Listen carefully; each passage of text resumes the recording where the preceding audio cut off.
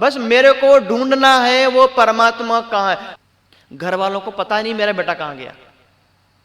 उनकी मां 7 दिन तक बेहोश रही कि मैं हिमालय चला जाऊंगा, कभी लौट के नहीं आऊंगा।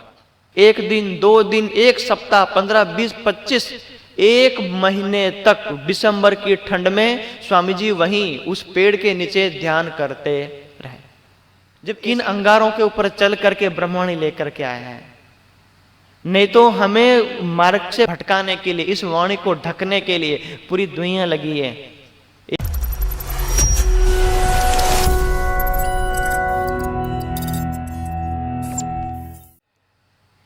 तो हमसे पहले स्वामी जी ने चर्चा की।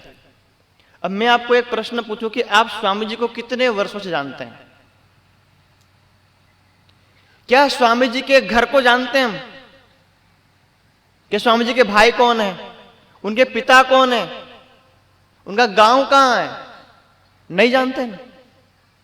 जैसे आप पत्रिका में छाप दीजिए कि हमारे कार्यक्रम में स्वामी जी आ रहे हैं, आपको पूछना नहीं पड़ेगा कौन से स्वामी जी। निजानंद संप्रदाय में सिर्फ एक स्वामी जी। और आप ये छाप दो कि हमारे कार्यक्रम में महाराज आ रहा है, हमारे कार्यक्रम में आचार्य आ रहे हैं, तो आपको पूछना पड़े कौन सा महाराज, कहां से आ रहा है, कौन आचार्य, पूछना पड़ रहा। मतलब बहुत आचार्य, बहुत महाराज है, और स्वामी जी के नाम पे आपको नाम ही मत लिखो, सिर्फ एक शब्द लिखो, हमारे इस 5 दिन के कार्यक्रम में, वार्षिक जो अपना जो है कलश महोत्सव में पूज्य स्वामी जी आ रहे हैं, इतना नाम मत लिखिए आप। सबके जिन्होंने दर्शन कर रखे यूट्यूब के माध्यम से, साक्षात माध्यम, उनको पता है कि स्वामी जी कौन है। तो उनके बारे में थोड़ी सी बताता हूं। क्यों? वैसे स्वामी जी को जब पता लगेगा तो मेरे को डांटेंगे, भाई तुम्हें राज्य के चर्चा के लिए कहा गया, तुमने बोलते हो। लेकिन हमारा एक जो मेरे अपना नियम है, वो हमें डांटते रहते हैं, हम यहां पर डटे रहते हैं। बताना हमारा कर्तव्य है। स्वामी जी के घर में स्वामी जी सुंदर साथ नहीं बने, तारतम्य नहीं लिया। उनके घर में कोई निजानंद, कोई प्रणामी नाम की कोई वस्तु नहीं है। ना उनके माता पिता, ना उनके परिवार में, ना उनके पूरे गांव में। अभी हम जाकर के कार्यक्रम करके आए। स्वामी जी अपने गांव में 42 वर्ष के बाद 42 वर्ष પછી પોતાના ગામમાં પાછા ગયા कार्यक्रम कर। 42 वर्ष। 16 वर्ष की उम्र में, और उससे भी मतलब पहले घर पे जब थे, 3 घंटे गायत्री मंत्र जप करते थे। क्यों? सुंदर सा तो थे नहीं। जो ज्ञान मिला तो वो अपना गायत्री मंत्र, वो सबको याद भी होगा। कौन सा? ओम भूर्भुवस्वः तत्सवितुर्वरेण्यं भर्गो देवस्य धीमहि धियो यो न प्रचोदयात्।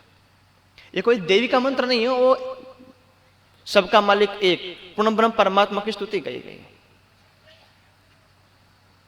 जो भी 3 घंटे तक यूं बैठ के, और कभी कभी नींद आती थी तो छोटे से टेबल के ऊपर बैठ करके, ताकि यदि मालूम जब मेरे को नींद आ जाए तो मैं गिर जाऊं, और मेरी नींद खुल जाए, मैं दोबारा ध्यान करो। और संकल्प क्या कि मैं 16 मतलब इतने करोड़ बार गायत्री मंत्र का पाठ जप कर लूंगा, और मेरा यह संकल्प पूरा होगा, उसी दिन मैं घर छोड़ दूंगा। कहां जाऊंगा, किस दिशा में जाऊंगा, वो नहीं पता। बस मैंने वेद पढ़े हैं, वेद में लिखा है शुक्रोषि भ्राजो ऋषि, हे परमात्मा तुम प्रकाश स्वरूप हो, लेकिन कहां है कोई पता। ये तो वाणी मिली तो वाणी बताती कि तुम निराकार के पार थे, 3 पार के भी पार, लेकिन और दुनिया को पता नहीं है। तो उन्हीं लिस्ट में स्वामी जी थे। बस मेरे को ढूंढना है वो परमात्मा कहां है। लोग बोलते निराकार है, स्वामी जी का दिल वो गवाही नहीं देता कि जिस परमात्मा ने इतनी सुंदर सृष्टि दुनिया बनाई हो, वो खुद निराकार नहीं हो सकता। मेरा दिल गवाही देता नहीं है। मुझे दुनिया ना बताए कोई नहीं, मैं खुद ढूंढ लूंगा।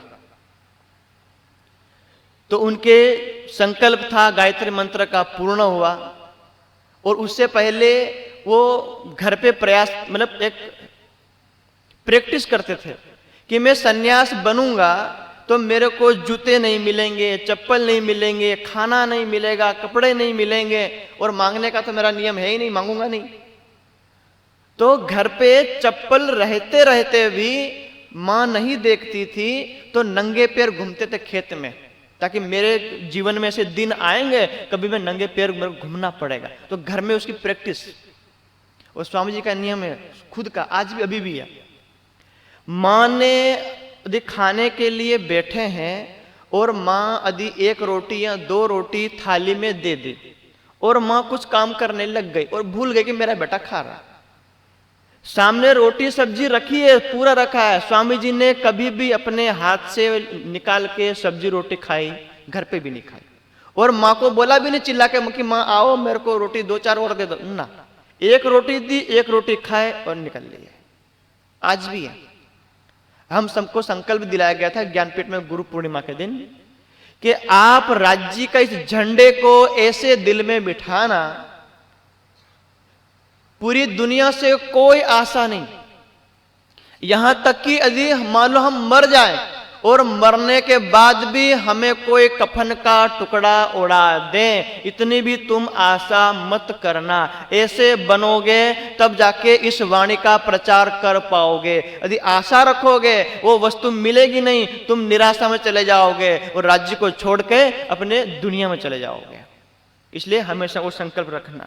लेकिन स्वामी जी का नियम एक और है कि इस वाणी को फैलाने के लिए, इस ज्ञान को दुनिया के हर कोने कोने में ले जाने के लिए, भले मैं अपने लिए 1 रोटी का टुकड़ा, 1 दाना भी नहीं मांगता हूं, लेकिन मुझे इस वाणी को फैलाने के लिए यदि भिक्षा मांगनी पड़े तो बोले हाथ में कटोरा लेकर राजन स्वामी सबसे आगे होंगे। सबको जो मैं कसम दे रखी है। तो इसलिए ये हमारे वस्त्र, आपको लगता है कि धोती है, धोती हम नहीं मानते, बोले ये कफन है। जिंदा पहने तो धोती और मरा हुआ ओढ़े तो यही धोती है, फर्क पड़ता नहीं है। जब 16 साल की उम्र हुई और एक दिन सबको सोते हुए छोड़ करके निकल लिए। कहां जाना? एक झोली है, झोली में 4 ग्रंथ, मेरे पास 2 रखे हैं मैंने, ऐसी झोली थी तो 4 ग्रंथ, सिर्फ 4 वेद, कोई मतलब और दुनिया ग्रंथ नहीं है, जो उनको मिला। भूख लगी है, जो कुछ जो मतलब चने रखे थे, चने 8-10 चने रात को भिगो देना है।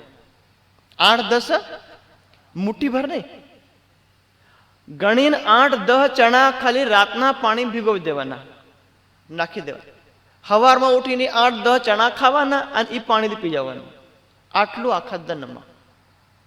અને આપણે આ ખોટાજા વાળાની કાર્યક્રમ કર્યો આ મહોત્સવનો, અને એક દન 1 ટકનું ખાવા નહીં બનાવે કે બપોરનું આજ નહીં બનાવી, હવારે કોઈ દેખાય ઈ પુણાવતી કરવા વાળા કરતા અમે નહીં આવ્યા। जाता जाता तई काउंटर पर मांग दिलो, मेला पेरा 500 रुपया लखड़ लती लाव, खावा नहीं आई। अपनी हिसाब आ दुनिया नो हिसाब। अभी कल का भी मैं बताऊंगा ध्यान कैसे कर, क्यों स्वामी जी चितवनी पे ध्यान पे जोर देते हैं। हमारे निजानंद संप्रदाय की नींव जो रखी गई है वो ध्यान पे रखी गई है।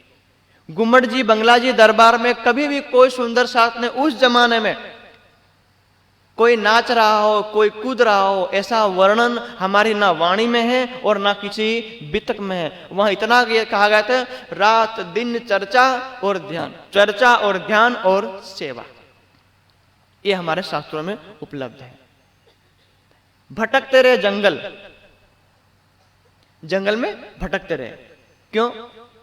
बस मुझे परमात्मा को कोई बताए कि परमात्मा है कहां, वो मार्ग बताए, वो वेदों को मंत्र लेके वहां बोले कि आदित्य वर्ण तमसा परस्तात्, सूर्य के समान पर प्रकाशमान है, अंधकार से परे है, लेकिन वो है कैसा, वहां तक मुझे कौन सदगुरु मिले। तो ऐसे भटकते भटकते भटके तो लखनऊ की एक बहन है लता बहन जी, अभी जो उनका धामगमन हो गया है, तो उनका कहीं संपर्क हुआ। और उससे पहले का मैं बता दूं कि जब चने वने खाए वो चने भी खत्म हो गए। अब ध्यान करना है। जब ध्यान करने के लिए मानो हम एक टक या एक टाइम नहीं खाते हैं, हमारी हालत क्या हो जाती है? जाऊं तो रोटलो नहीं મળે, ખેતર नहीं जाए, આપણો નહીં એમને અને ટાડું બી નહીં ખાય. પુરુષના દિમાગમાં આવે કે ઉનો રોટલો કરે તો ખેતરમાં પાણી ફેરવા જાય, નહીં જાઉં. પેલી બિચારી માતા બીમાર છે, તાવ આવે ના, એ તને જીવ આવતું હોય તે રોટલો બનાવ. जिद हमारी. स्वामी जी को भाई मुझे परमात्मा को मिलना है, परमात्मा को पाना है, उसका दर्शन करना है, ये जीवन व्यर्थ नहीं जाने दूंगा. ये संकल्प लेके निकले, जंगल में भटकते रहे, जहां तक चने वने थे वो चलते रहे, वो चने खत्म हो गए. यदि हमने आंवले का पेड़ देखा हो, देखा आंवले का पेड़, उस आंवले के पेड़ की पत्तियां कितनी बड़ी होती है. આપણે એમ ચીમટી ચીમટી વીણીએ તો જ નહીં વીણાય. જેના નોક મોટા હોય ને એવું વીણાય. કોઈ લીમડાના પાડા નહીં મળે કે આપણે જાંબાના પાડા કે આંબાના પાડા ના, आंवला पाड़ा. कि मुझे जिंदा रहने के लिए, उस परमात्मा को पाने के लिए यदि इस पेड़ के पत्ते खाने पड़े तो मैं खाऊंगा. वो भी तोड़ के नहीं, तोड़ूंगा इसमें जीव है, मुझे पाप लगेगा. वो पत्ते जो हरे थे वो पीले हो गए. वो पीले होने के बाद नीचे जमीन में गिर गए. वो जमीन से गिरे, उनको ऐसे इकट्ठा किया. अब वो धोया ना धोया पता नहीं, उसके अंदर रस था नहीं था, लेकिन वो खाए. मतलब ऐसा नहीं कि पेट भर के खाए, बस मुझे वो भूख, वो पीड़ा सहन नहीं हो रही है. यदि मैं कहीं भूख से मेरा प्राण न निकल जाए, बस मुझे उसको देखे बिना जाना नहीं है, इसलिए वो पत्ते खाए, पेड़ के पत्ते खाए, वो भी नीचे. हमको इतनी सरलता से ज्ञान मिल जाता है, उनके दर्शन हो जाते हैं, लेकिन कितना जीवन में कष्ट उन्होंने झेला है. जब इतने कई दिनों तक, अभी बता रहे थे, कल की बात है, एक दिन एक समय ऐसा आया कि कई बार मैं इतनी, मेरे को भूख लगी है, इतना पेट में दर्द है कि मैं पेट पकड़ के खड़ा हो रहा हूं और 2 कदम 4 कदम 5 कदम चले, और इतना भयंकर दर्द कि मैं सहन नहीं कर सकता. पेट पकड़ के वहीं बैठ गया रास्ते में.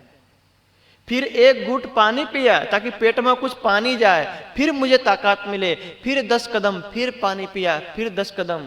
बोले एक समय तो ऐसा भी था कि मेरे अंदर चलने की ताकत नहीं है, कि मेरे पैरों में वो ताकत नहीं कि मैं चल सकूं. तो बोले मैं घिसड़ घिसड़ के चला. जैसे छोटे बच्चे बोलते नहीं, मतलब अपने भाटना भरी चाल. बोले वो ताकत नहीं है. इसे 2-2.5 साल ऐसे भयंकर घोर जंगलों में दिन बिताने के बाद, और उस समय जो स्वामी जी पत्ते खाने के बाद करते क्या थे, इधर शाम को सूरज ढलता है, मतलब 5-6 बजे सूर्यास्त होता है, सूरज डूबता है, तो स्वामी जी पद्मासन लगाते हैं. जैसे अभी एक हम गरबा में नहीं गाते हैं, पग ऊपर पग चढ़ावी, बोलती नती चालती नती के मरी साणी मारी माता भवानी. पर तुम एक पग के ऊपर दूसरा पग रखे हो, क्यों नहीं बोल रहे हो? तुम एक पैर के ऊपर दूसरा पैर रख दिया, उसको बोलते हैं पद्मासन. क्या बोलते हैं? बोलते हैं मतलब आप बैठ गए, इधर सूरज ढल रहा है, आप एक पैर के ऊपर दूसरा पैर ऐसे रख के पद्मासन में, ज्ञान मुद्रा में, उसे ध्यान मुद्रा में बैठ गए, तो शाम हुई, रात हो गई, सुबह के 3, 4, 5, 6 बज रहे हैं, फिर सुबह का सूर्य उधर से निकल रहा है. वही आसन है, ना हिलना ना डुलना ना कुछ नहीं, उसी वही पेड़ के पत्ते खाए. बस मुझे उसको देखना है. तारतम नहीं मिला है, तारतम मिला. राज्य कौन, कौन प्राणनाथ, कैसा तारतम, कैसा पन्ना जी, कुछ नहीं पता है. सिर्फ जो उन वेदों के मंत्र को लेके जो चल रहे थे उनके हिसाब से. उसके बाद फिर जो कहीं से वो आए, जो एक बहन जी वो सुंदर साथ मिले, उन्होंने कई को प्रश्न पूछा तो उनको लगा कि भाई जो स्वामी जी के प्रश्न थे उन प्रश्नों का उत्तर कोई नहीं दे पा रहा था, तो उन सुंदर साथ ने सीधे ला करके रतनपुरी में सरकार श्री के सामने खड़ा कर दिया कि जो कुछ प्रश्न पूछना है ये हमारे गुरु जी को पूछो, हमें कुछ आता पता नहीं है। उन्होंने सारे जितने प्रश्न थे मन में वेदों के पढ़े हुए वो सारे मंत्र सरकार श्री से पूछा। सरकार श्री ने किसी का जवाब दिया नहीं, वो समझ गए। वाणी का ये जो ब्रह्मवाणी रतनपुरे में थी, वहां पर प्रकरण खोल करके स्वामी जी को बोल दिया कि तुम्हारे वेद के मंत्र जो तुम जिसको प्रश्न जो ढूंढ रहे हो और ये वाणी को पढ़ो, ये ब्रह्मवाणी। और बोले कि ये हमारे गुरु जी, मतलब कौन? परमहंस महाराज श्री राम रतन दास महाराज जी। बोले इनको तुम याद करके वाणी को पढ़ो। तो वो जैसे जैसे वाणी पढ़ते गए और उनके जो मैं दिल में पहले से वेद के मंत्र थे वो वाणी और वेद के मंत्र बड़े महाराज जी कृपा से उनके अंदर दिल से अंदर गवाही आई कि जिसके लिए मैंने संन्यास लिया, जिसके लिए मैंने इतना कष्ट, जिसके अंदर जो मेरे प्रश्न थे, जो मेरी शंकाएं थी, जो वेदों में लिखी हुई थी, वही मेरे शंका का समाधान यही है। उसी दिन से स्वामी जी अपने निजानंद संप्रदाय प्रणामी समाज में आए। घर वालों को पता नहीं मेरा बेटा कहां गया। उनकी मां 7 दिन तक बेहोश रही, 7 दिन तक। सबसे 5 भाई में से सबसे प्रेम स्वामी जी से था।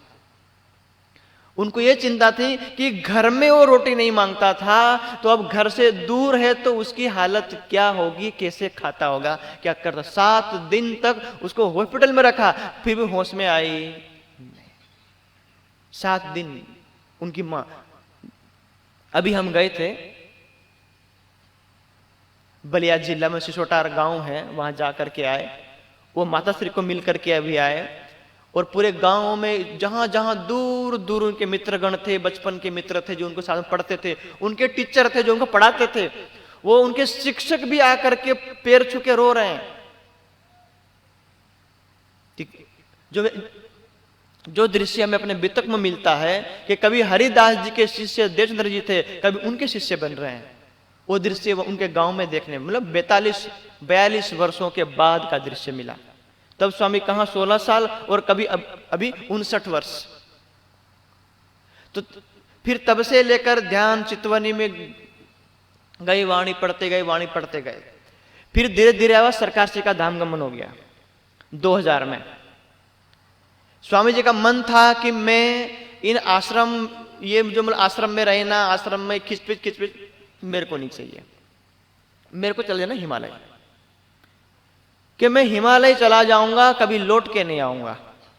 वहीं एक मतलब राज्य के ध्यान परम धाम में राज्य विराजमान है, उनकी समाधि में बैठ जाऊंगा और जो मेरा शरीर जब छूटना छूट जाए, मुझे कोई टेंशन नहीं, मुझे कोई किसी से कोई लेना देना नहीं, किसी को कोई एक कण भी चाहिए नहीं। संकल्प करके वही निकले थे कि मैं वहीं जाऊंगा। जैसे लालदास जी ठट्ठा नगर से निकले कि मैं जाऊंगा जामनगर, लेकिन श्री जी इंतजार कहां कर रहे थे? सूरत में, है ना। लालदास जी ने हाथ पैर जोड़े, वो जो पैसे मांगने वाले, भाई छोड़ दो, एक बार बिहारी जी महाराज के दर्शन करने दे दो, जो मतलब मेरा जाना जरूरी है ना। जहीं जाओ हो तहीं जाओ, पर जामनगर जावा मळे। लालदास जी को नहीं जाने दिया, आखिर नहीं जाने दिया। तो स्वामी जी कहते मैं हिमालय जाऊंगा, लेकिन स्वामी जी जब राज्य को पता है कि भाई तुम हिमालय जाओगे लौट के आओगे नहीं, तो बोले तुम्हें पन्ना ले जाएंगे। कहां ले जाएंगे? पन्ना। अब वहां पन्ना का महत्व सुनना। पन्ना में गए, चोपड़ा मंदिर गए। चोपड़ा मंदिर में या पन्ना में कहीं भी स्वामी जी को रहने के लिए न रूम या एंट्री भी मिली नहीं। ये उनका मैं खंडन नहीं कर रहा हूं, मैं वास्तविकता बता रहा हूं। और तब की बात 2000, आज 26 साल हो गए। चोपड़ा मंदिर में आप जाना, अभी भी हम लोग जाते हैं तो पानी भरने के लिए कहां जाते हैं हम? चोपड़ा मंदिर के उस तरफ जो कुंड बना हुआ है, एक जो गंगा और एक जमुना। जमुना का जल हम पीने के लिए लाते हैं और गंगा का जल हम स्नान वगैरह करते हैं, हाथ पैर धोते हैं। उस गंगा यमुना के उस तरफ एक आम का पेड़ है, वो सूख गया अभी। दो पेड़ जो मतलब दो थे, एक है। उस पेड़ के जैसे में अभी जो ठंड है, तो यहां पर ठंड नहीं है, बहुत कम है। आप पन्ना जी में अभी जाइए दिसंबर जनवरी में, अभी हम सरसावा से हमारे भाई लोग ये आए हैं, 0 वहां का टेम्परेचर।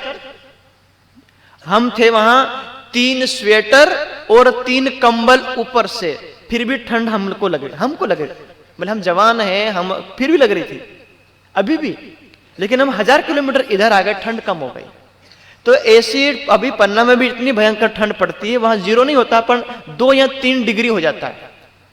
ऐसी ठंड में रतनपुर से आए, सिर्फ एक कंबल, ऐसा एक कंबल स्वामी जी के पास है, सिर्फ और कुछ नहीं है, एक जोड़ी कपड़े और जो मेरी किताब वगैरह है। एंट्री नहीं मिली चोपड़ा मंदिर में, ये पूरे पन्ना में कहीं।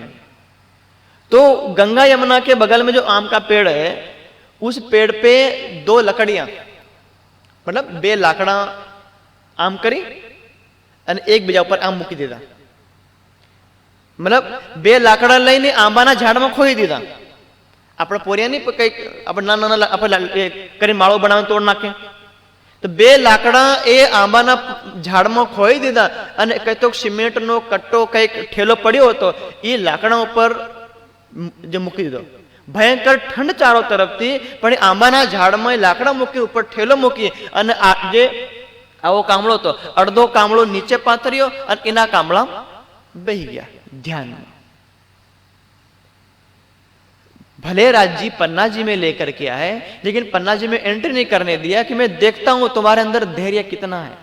1 दिन 2 दिन 1 सप्ताह 15 20 25 1 महीने तक दिसंबर की ठंड में स्वामी जी वहीं उस पेड़ के नीचे ध्यान करते रहे।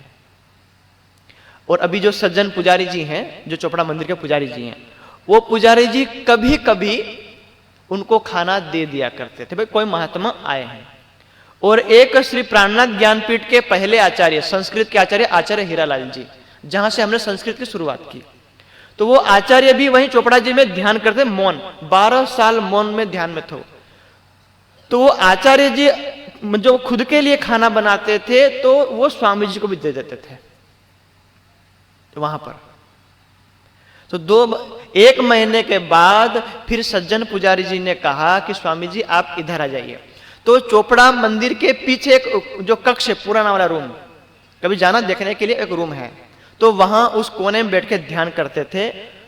अब जो कुछ करना राज्य को करना है, जो भी है, तो ध्यान करना, फिर दिनचर्या करना, ध्यान करना से कर 4 साल तक ध्यान किए। 2000 से लेकर 2001 2 3 और 4 वर्षों तक स्वामी जी पन्ना जी छोड़ के कहीं नहीं गए, पन्ना जी में बैठे रहे ध्यान कर, चोपड़ा मंदिर के पीछे। अब जो मतलब दिनचर्या वही है, एक बार ध्यान में चोपड़ा मंदिर में बैठ गए, पूरी रात निकल जाती है, सुबह होती है। अभी मैं आपको कल की सुनाता हूं, यहां केशव भाई के घर। तो कल सूर्य प्रताप जी की चर्चा थी, तो मैं यहां नहीं था, और आज मेरी चर्चा है तो सूर्य प्रताप जी यहां नहीं है। क्यों? अर्जुन जी तो अपने घर भाग जाते हैं, मतलब चले जाते हैं। दोनों भाई में से किसी एक को स्वामी जी के साथ रहना है, तो मैं कल उधर था। 9 बजे यहां मंच शुरू हुआ और 9 बजे स्वामी जी ध्यान में बैठे थे। जब सूर्य प्रताप जी लगभग आए 11:30 बजे लगभग वहां आए, तो आते ही वो सो गए, तभी स्वामी जी ध्यान में थे। फिर मेरी नींद खुली लगभग 1-1:30 बजे, तभी स्वामी जी ध्यान में थे। फिर सूर्य प्रताप की नींद खुली 2:30-3 बजे, तभी भी स्वामी ध्यान में थे। फिर हम दोनों भाई ध्यान करने के लिए उठे 5 बजे, तभी भी स्वामी ध्यान में ही थे। यह भी की बात है, आज भी वही दिनचर्या जो उनकी उस अपने घर में जो परंपरा थी, ध्यान में बैठे रहे। जो राज्य को देना था, जो भी उनकी जो कृपा है। एक समय ऐसा आया, बुखार आ गया स्वामी जी को, ताव बुखार। स्वामी जी को खुद ऐसा लग गया कि अब मेरा शरीर छूटने वाला है।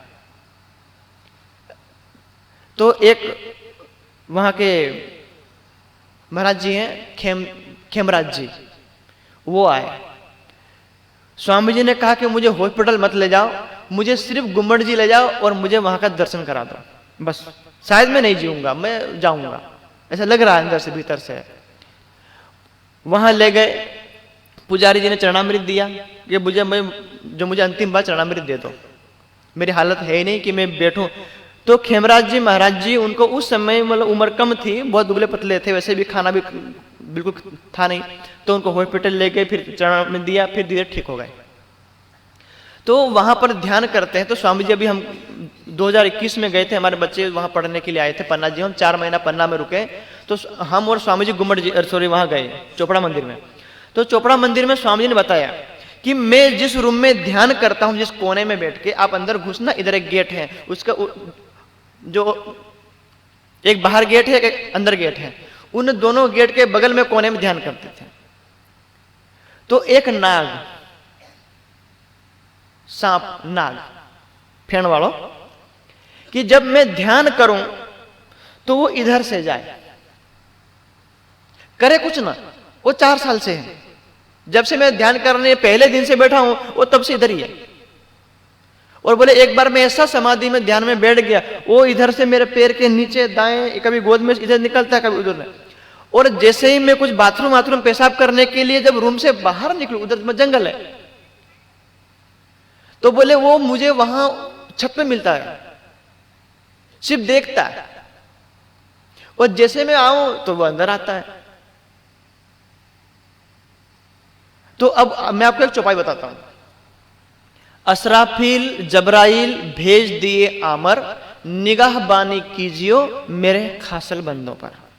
राजी ने 2 कमांडो भेजा है हमारे ऊपर। कभी डरना मत किसी चीज से दुनिया के, भूत चुड़ैल डोके डाकेण हेली मन मुठ मार दे, हेली कई कर दे, डरवानो नहीं। राजी बोले कि मेरी आत्माएं इस ब्रह्मांड में जा रही है, हे असराफील जबराइल, तुम जिस ब्रह्मांड में कभी नहीं गए, मेरी आत्माओं की सुरक्षा के लिए जाओ, मेरा आदेश अमर। निगाहबानी कीजियो, मेरी ब्रह्म सृष्टि के ऊपर निगाहबानी, सुरक्षा की दृष्टि जमाए रखना, ये मेरा आदेश है। तो राज्य का वो 2 असराफील और जबराइल वो हमारी उसमें सुरक्षा में है। तो वो है ना हो जो भी है, लेकिन स्वामी जी ने कहा कि वो है। दिन दहाड़े लगभग ये स्वामी जी हैं और ये जो पर्दा है, दिन में स्वामी जी को जाना है, संडा जाना है, कहीं बाहर जंगल में जाना पड़ता है उस समय। तो जैसे स्वामी जी डिब्बा लेके निकले, 20 फुट की दूरी के ऊपर दौड़ता हुआ बाघ गया। वाघ बहपोर है, नहीं तो वाघ कौन छोड़े, नहीं सिंह छोड़ दे, वाघ छोड़े, पर राज्य नहीं कृपा भाई, काम हजू घणो बाकी है। जब ऐसे ध्यान में बैठे रहे, और एक नियम था स्वामी जी का कि मैं 4 साल तक ध्यान किया, 4 साल तक मेरी जो ये पीठ है कभी भी जमीन में स्पर्श हुई। जेवी रीते हमणा આપણે હુઈ जाए तो સૌથી પહેલા આપણે ખાટલામાં શું ઓરડે, આપણે વહાં ઓરડે ને, આપણે સીધા હોઈએ, આપણે બોલે વહાં। 4 साल मतलब 4 साल सोए ही नहीं।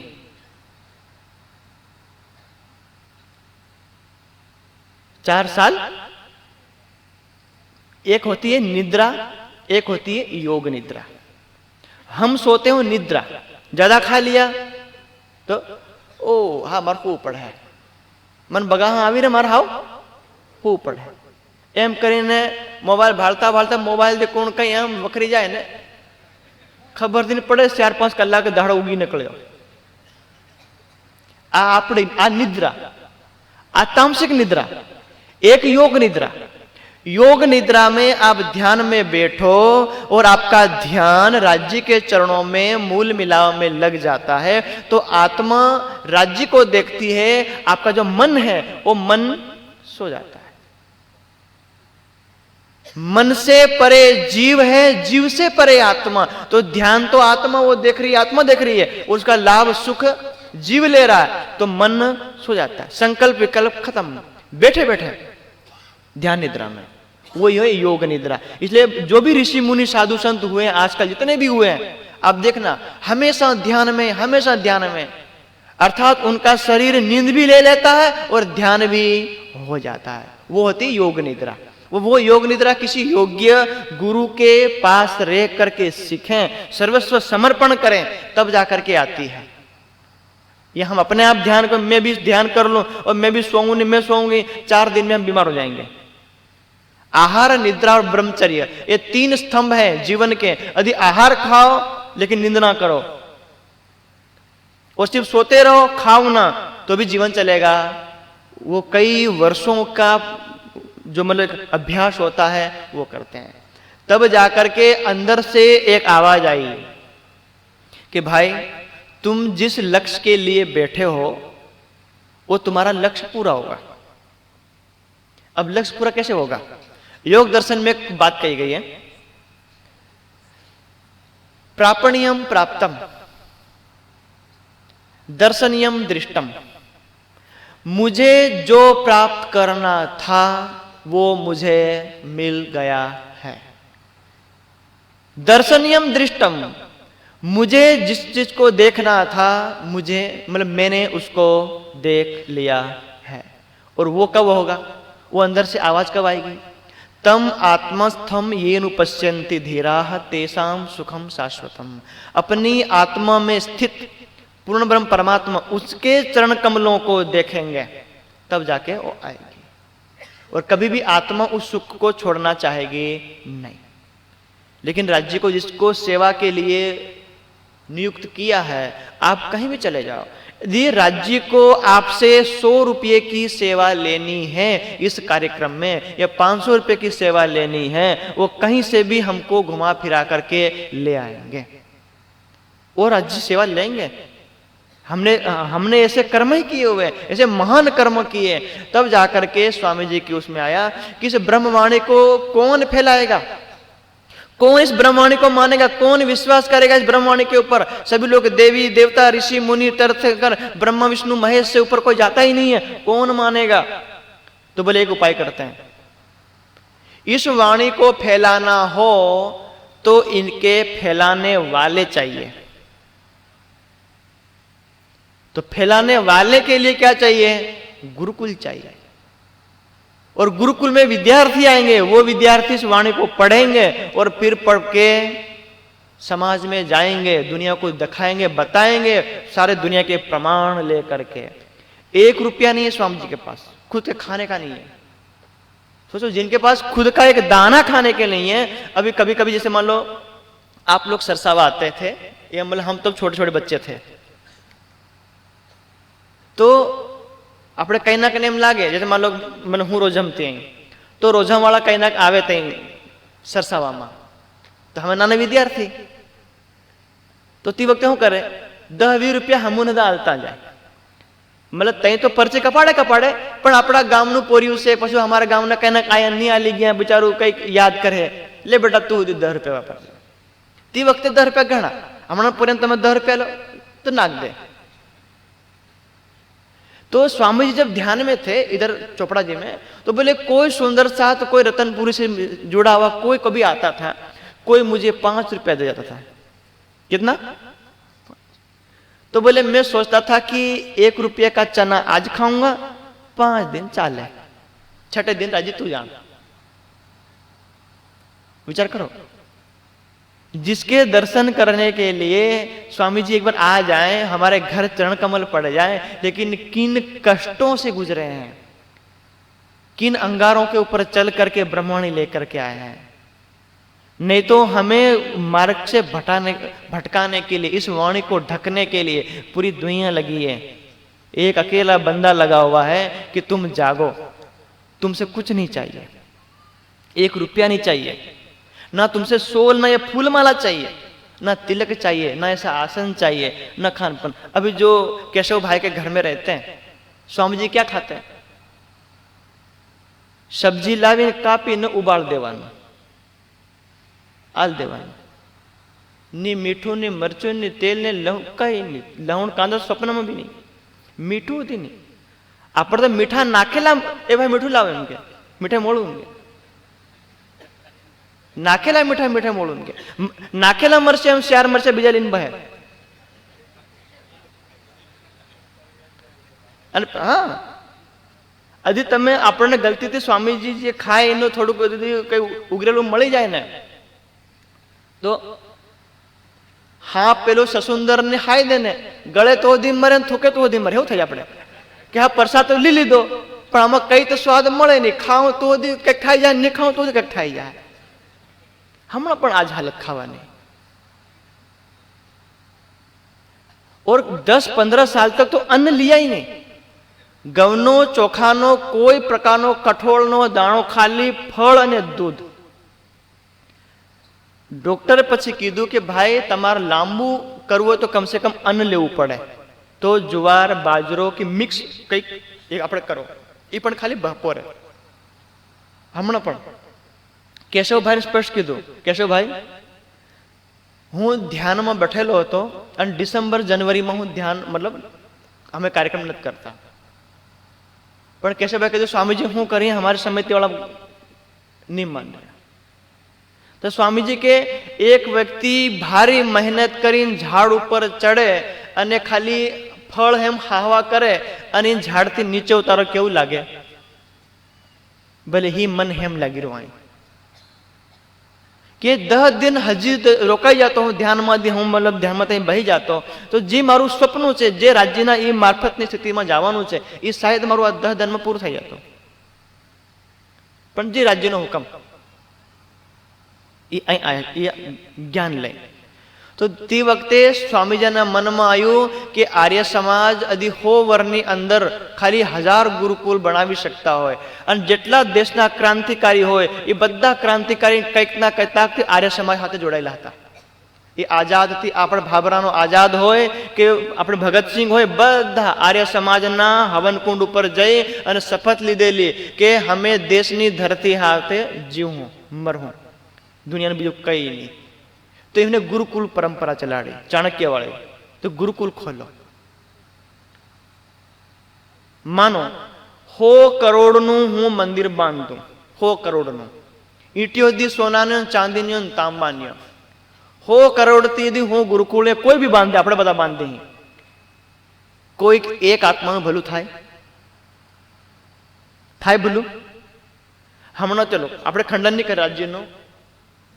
આ બઠા રાજ્ય ને એક પેલા બઠા રાજ્ય મતલબ ગુમડજી, આમાં હોનાનો નિમળે પેલા તે હોનાનો મુકુટ પહેરી મેં રાજ્ય 14 કરોડનું હોનું રાજ્ય પહેરીને બઠા માથે પહેરે તો ગુમડજીમાં. કેટલા કરોડ? 14 કરોડ. અને હિની ઉપર કબૂતરા જાય ને બહે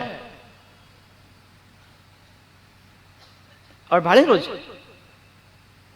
14 करोड़ का पन्ना में हम गुरुकुल बनाते, हमारे पूरे प्रणामी समाज के बच्चे लड़के लड़कियां जाकर के पढ़ते, स्कूल बनाते, कॉलेज बनाते, पढ़ करके हम बोलते बेटा कहां से पढ़ के आया? मैं पन्ना से पढ़ के आया. बद्दा पोगे लगता, पन्ना थी आया. क्यों करवाना? तो बोले नहीं गुरुकुल बनाएंगे. चौहान जी वहां के ट्रस्टी उनको बोला भाई समय हो तो बोल देना और मैं अपना विषय पूरा करूंगा, और नींदर आती हो तो जा भी सको, टेंशन नहीं, लेकिन मैं सिर्फ आज ही कहूंगा. मुझे पता है कि मुझे कल कहें भाई क्यों कहा, लेकिन बताना मेरा कर्तव्य है.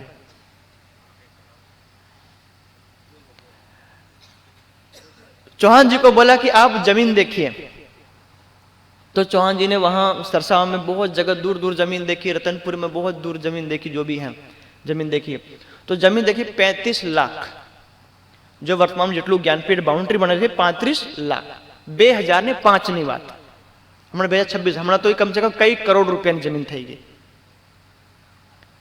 1 રૂપિયો નહીં, બધા આખા પન્નામાંથી ધ્યાનમાંથી ઉઠ્યા અને સુંદર સાથ પેલા માણિકભાઈ વડોદરાવાળા જે કન્યા ગુરુકુળનો જમીન આપવા વાળા 50 લાખની જમીન એમને દાનમાં આપી દીધી માણિકભાઈ, અને કેટલા કરોડ રૂપિયા દાન કરી દીધા માણિકભાઈ આપણા માટે. તો ત્યાંથી નીકળ્યા અને આપણા અહીંથી મતલબ અમારા ગામમાં બી આવેલા 2005માં લગભગ. તે વખતે હું લગભગ 9માં ભણું ખેરિયામાં, જ્યાદા ખેરિયા સ્કૂલમાં. તો સ્વામીજી કીધું કે ગુરુકુલ બનાવવાનું છે સુંદર સાથ પોતાના છોકરા કે તે વખતે આપણે છોકરીનું ગુરુકુલ નહીં હતું, सिर्फ लड़कों का गुरुकुल। बोले सिर्फ 5 साल के लिए अपने बच्चे को दीजिए, 5 साल के अंदर हम बीतक वाणी और संस्कृत पढ़ा करके धर्म का प्रचारक बना करके आपके ही इधर सौंप देंगे ताकि आपको भी धर्म का, राज्य का एक ज्ञान मिले और प्रचार करे। कई माता, जैसे आप जो मतलब माताएं बैठी हुई हैं, कई माताओं ने बोले कि मेरे घर में पैसे नहीं हैं,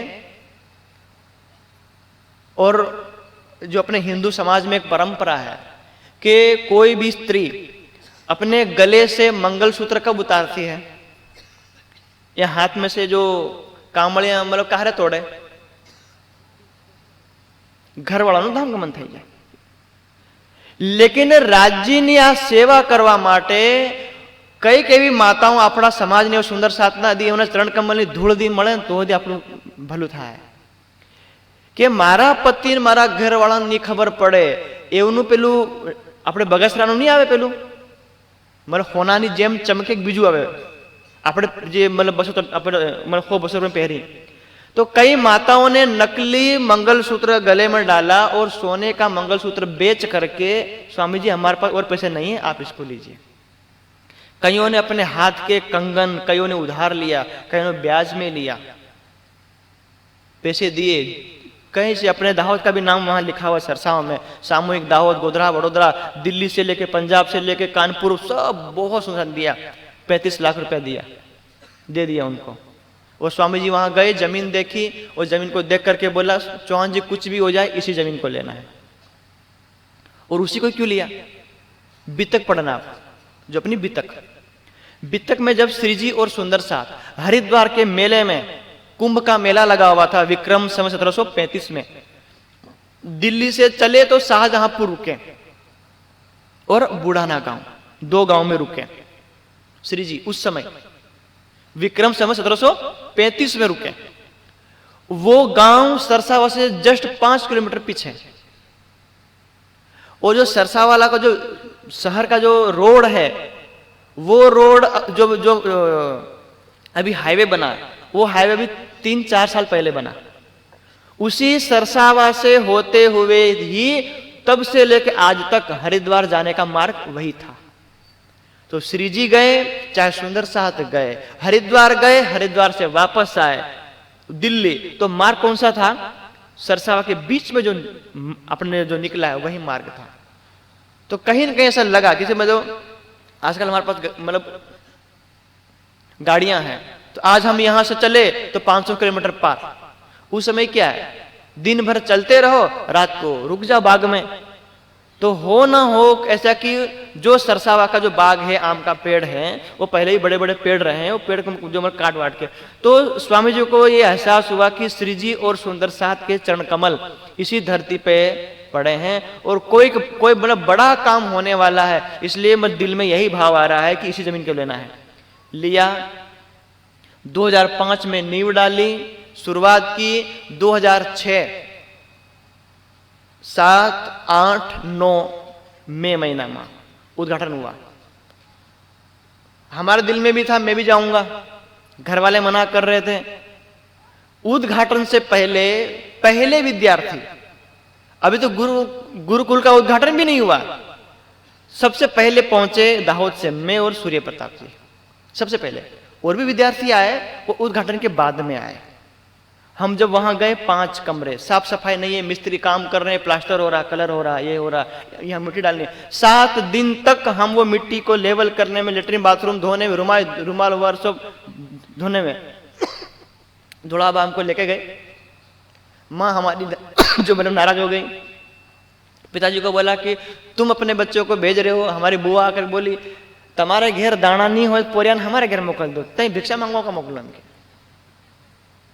पिताजी बोले बेटा संसार में कुछ नहीं, तू जा, जो कुछ होगा घर में हम झेल लेंगे, हम देख लेंगे। हम गए, रहे, घर की याद आई, पढ़ाई। स्वामी जी ने अपने बच्चों की तरह हमको रखा।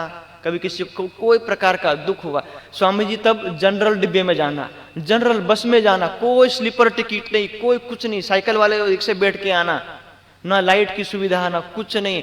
सब खाने बैठ रहे हैं तो एक हाथ से खा रहे हैं, एक हाथ में पंखा है, सबके हाथ में।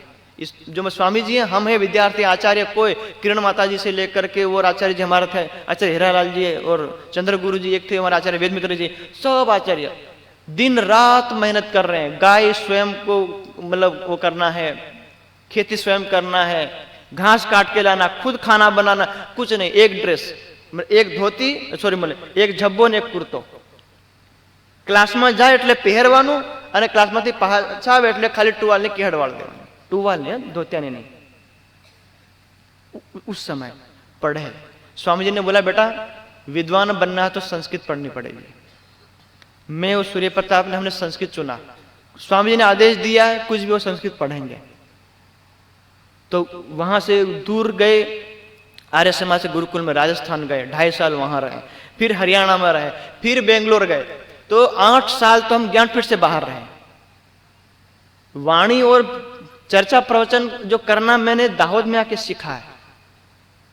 जब आप बुलाने लगे तो मैं सोचा मैं जो संस्कृत कौन सुनेगा, वहां तो वाणी सुनेंगे। फिर मैं पढ़ने लगा। मेरा और सूर्य प्रताप जी का विषय वाणी भी तक है ही नहीं, हमारे दोनों का विषय है संस्कृत। आप संस्कृत 8 साल क्या 10-20 साल तक पढ़ते रहो, हम 8, 10, 15 साल तक संस्कृत पढ़ा देंगे। लेकिन राज्य के भाई तो इसके साथ साथ ये भी करना है। तो वो मतलब तब से 12 विद्यार्थी थे। परमधाम में 12,000 है और हम पहली बार कार्यक्रम हुआ, उद्घाटन हुआ, सारे लोग 3 दिन का उद्घाटन के बाद आ गए अपने अपने घर। तब गिना गया कि कौन विद्यार्थी यहां रहेगा, तो बोले 1, 2, 3, 12। उन 12 में से 7 लोग तो हम दाहोद के ही थे, 7 लोग तो हम। तो जो मतलब भंडारे में जो मतलब कार्यक्रम हुआ 7 दिन के बाद अर्जुन जी आए। फिर हमारी मतलब बाद में दोस्ती वोस्ती हो गई, सब वहां पढ़ने लगे, सब बराबर जो मैं पढ़ाई की। तब 5 कमरे, फिर 10, फिर 20, फिर लाइब्रेरी, फिर मंदिर, फिर रसोई, फिर गौशाला। इसका करते करते एक अकेले के दम पे सोचना, एक पैसा नहीं है, कहां से कहां वो कर दिया। अभी अपने पूरे समाज में, मैं किसी की निंदा नहीं करता हूं, हमारे पास 3 पुरियां हैं, जामनगर, सूरत और पन्ना जी में। जितना बड़ा पुस्तकालय लाइब्रेरी सरसावा में है, इतना बड़ा तीनों पुरियों में नहीं है। 400 साल से हम हैं। जब सरसावा में बना, अभी जो क्या भाई जो भी ट्रस्ट के अध्यक्ष हैं हिम्मतनगर के, राकेश भाई ने कोई और भाई, उन्होंने बनवाया। अब भी गुम्मट जी के, इस गुम्मट जी के बगल में इस तरफ देखना जहां पहले रसोई हुआ करती थी, अभी वहां पुस्तक है, अब भी बना। कहां 400 साल और कहां अभी बना रहे हैं। यह काम हमें उस समय होना चाहिए था। यही गुरुकुल पन्ना में होना चाहिए था, यही गुरुकुल जामनगर सूरत में होना चाहिए था। यह गुरुकुल जहां जहां हमारा केंद्र है, जैसे मान लो मंदिर है, ये जो रूम बना रखे वो किस लिए है, आने वाली हमारी पीढ़ी पढ़ेगी। ये जो इसके पूरे नीचे पूरा रूम बना हुआ है, ये पूरा योजनाबद्ध बनाया है कि मंदिर नहीं, यहाँ तो ये जो मंदिर है प्रेरणा का स्रोत है, लेकिन बच्चे आएंगे पढ़ेंगे लिखेंगे, इसके लिए इतना बड़ा परिसर बनाया है। ज्ञान फैलाना है तो ज्ञान फैलाने वाले विद्वान चाहिए। अरे तुम्हें पाकिस्तान चाइना को हराना है तो मिलिट्री चाहिए, आपको मतलब जो मतलब हथियार चाहिए, परमाणु बम चाहिए, मिसाइल चाहिए, फाइटर प्लेट है, वो सब कुछ चाहिए, उसको चलाने वाले लोग भी चाहिए, तो ही ज्ञान फैलेगा। तो बहुत 20 साल के कम अंतराल में अब हमने यूनिवर्सिटी, विश्वविद्यालय के लिए सपना देख लिया। कहां 1 रुपया नहीं था हमारे पास, स्वामी जी के पास कुछ भी नहीं था हमारे पास खाने के लिए। उस समय हम जो खाते थे उसमें से फीका खाना स्वामी जी खाते थे। रोटी, अभी जब हम गुरुकुल में गए, भिक्षा मांगने गए, 10 रोटी मांग करके लाए, पूरी प्लेट भर के मांग करके लाए, और 4 मेहमान आ गए। हमने हमारी जिंदगी में देखा है कि हमारी थाली में 4 रोटी रखी है, 4 में से 1 रोटी वापस ले ली गई है। क्यों? मेहमान आया है, हमें 3 मिली है। और वो जो रोटी है जो किसी की जो मतलब सुबह की बची हुई शाम को मिल रही है, शाम की बची हुई सुबह रोटी मिल रही है। लेकिन हमें वो बीतक का प्रसंग याद है कि हमारे सुंदर साथ ने मंदसौर में 8 महीना भिक्षा मांगी थी और किसी ने कुछ नहीं कहा था। तो हमने भी कहा कि राज्य का हमारा जो मतलब हमारे ऊपर ये आशीर्वाद है। सूर्य प्रताप जी हम दोनों भाई जो उसमें हरियाणा में सोनीपत और नारनौल में गए, जहाँ ये पतंजलि वाले बाबा रामदेव, उसका घर 40 किलोमीटर, जिस गुरुकुल में सबसे पहली बार पढ़े बाबा रामदेव जी, उसी गुरुकुल में हमें पढ़ने का अवसर मिला। और जो मतलब जिस गुरु से रामदेव जी पढ़े, उसी गुरु से पढ़ने का अवसर मिला लगभग 2 या 3 महीने सिर्फ, फिर वो चले गए पतंजलि। तो लोग हमको देते थे भिक्षा, बेटा वो मतलब वो अपने घर बुला करके, जैसे हमने रामदेव जी को जो मतलब भिक्षा दी थी, तो एक बंदा हमारी रोटी खा करके पूरे दुनिया में योग सिखा रहा। हो सकता कि ये बच्चे भी कुछ ना कुछ धर्म का करेंगे, कुछ नहीं भी देते थे भिक्षा का।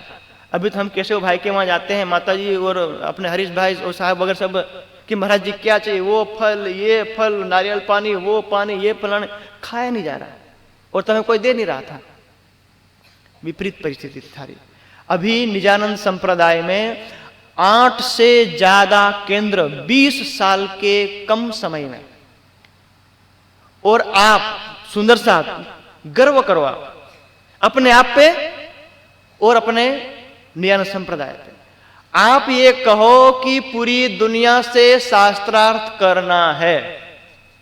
पूरी जिस किताब में आज जो सूर्य प्रताप जी ने लिखा ना, ब्रह्मोच्छेदनम, ब्रह्म, कोई हमारे संप्रदाय के ऊपर अंगुली उठाए, आक्षेप करे, हमको गलत बताए, उसका जवाब उसमें है।